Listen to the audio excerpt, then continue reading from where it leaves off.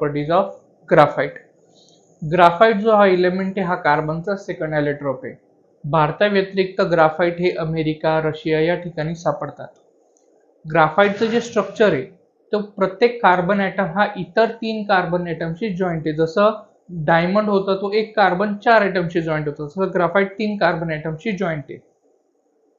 Graphite जो natural form मध्ये सापडतो तो लेअर फॉर्म मध्ये सापडतो. एकावर एक लेअर फॉर्म मध्ये त्याचे असते आणि त्याच्या प्रत्येक लेअरला म्हटलं जातं ग्राफीन.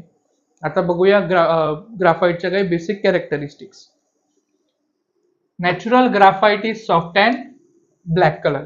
जे नैसर्गिक स्वरूपात आपल्याला ग्राफाइट मिळतं नेचरच्या फॉर्म मध्ये ते असतं ब्लॅक कलर मध्ये आणि हँडल करायला सॉफ्ट लागतं ते.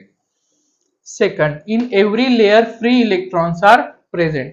ग्राफाइटच्या प्रत्येक लेअर मध्ये फ्री इलेक्ट्रॉन्स हे प्रेझेंट असतात, त्याच्यामुळे ग्राफाइट हा इलेक्ट्रिसिटीचा एक गुड कंडक्टर आहे. Density is 1.9 to 2.3 gram per centimetre cube. त्याची density 1.9 to 2.3 gram per centimetre cube इतकी आहे. Mostly insoluble. खूप साऱ्या लिक्विड्स मध्ये हा जो ग्राफाइट आहे मोस्टली इनसोल्युबल आहे.